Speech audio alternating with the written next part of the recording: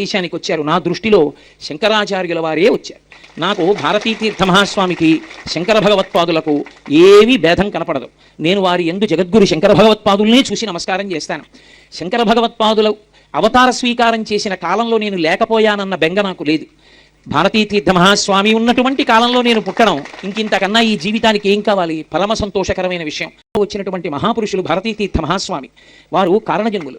నేను ఈ మాట ఎందుకంటున్నానంటే, ఒక మహాపురుష జననం జరగాలి అంటే వెనక ఎంత నేపథ్యమో నడుస్తుంది.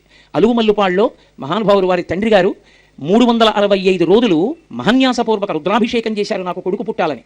ఆ తర్వాత నరసరావుపేట వచ్చిన తరువాత సీతారామ కళ్యాణం చేసేవారు.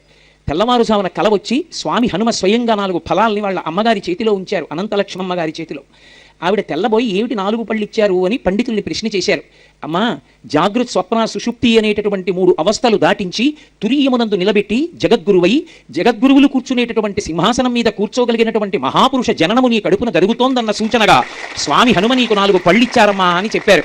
3 సంవత్సరముల వయస్సులో ఇంట్లోంచి పాక్కుంటూ వెళ్ళిపోయి హనుమ దేవాలయం ముందు కూర్చుని అక్కడే ఆయన్ని చూస్తూ నిద్రపోయారు. శివాలయానికి తీసుకెడితే అప్రయత్నంగా వారి పెదవులు కదిలి శంభో శంకర శంభో శంకర శంభో శంకర అని ఉచ్చరించారు. జన్మతః అంతటి మహాపురుషులు శంకరాచార్యుల వారి యొక్క అంశలో ఆయన అవతరించారు. అటువంటి మహాపురుషుల యొక్క పదఘట్టన చాలు, వారి యొక్క పాదం పెడితే చాలు.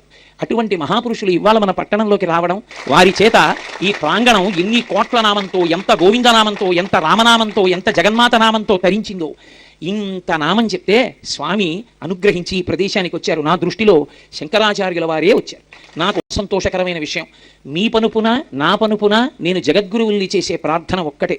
శంకర భగవత్పాదులు అవతార స్వీకారం చేసి ఏ ధర్మాన్ని స్థాపించడం కోసం అంత కష్టపడి 4 చెరగులా తిరిగారో, ఏ ధర్మాన్ని నిలబెట్టడానికి ఇవాళ మీరు ఇంత కష్టపడి పర్యటన చేస్తున్నారో, ఏ ధర్మం గురించి నిందని మీరు అంత ఆవేశపూరిత ప్రసంగం చేశారో, అటువంటి ధర్మాన్ని ఆచరించాలని, ఆ ధర్మం తప్ప ఇంకొక దాని మీద ఉత్సాహం కలగకుండా ఉండాలని, ధర్మాచరణము చేత సంతోషం మాకు కలగాలని, కలిసి వచ్చిందా కలిసి రాలేదా అన్న దానితో కాదు, ధార్మికంగా మేము ప్రవర్తించామా లేదా అని కేవలము ధర్మాన్ని పట్టుకోవడంలో మాకు అటువంటి ఉత్సాహము ధృతి కలగాలని, మేమందరం ధర్మాత్ములమై జీవించగలిగిన అదృష్టం మాకు పట్టాలని, మీరు మా యందు ఒక అర్హత ఉన్నదని కాదు, మీ నిర్హేతుక కృపాకటాక్ష వీక్షణముల చేత మేము అందుకు అర్హులము అని మీరు భావిస్తే మమ్మల్ని ఉద్ధరించడానికి మీరు తప్ప మాకు దిక్కెవరున్నారు? కాబట్టి మమ్మల్ని అనుగ్రహించి మా అందరికీ ధర్మమునందు తిరుగులేని విశ్వాసము కలుగుగాక, మాకు ధర్మము ఆచరించేటటువంటి శక్తి కలుగుగాక అని మమ్మల్ని ఆశీర్వదించవలసిందిగా మీ పాదపద్మములను పట్టి నమస్కరిస్తూ స్వస్తి.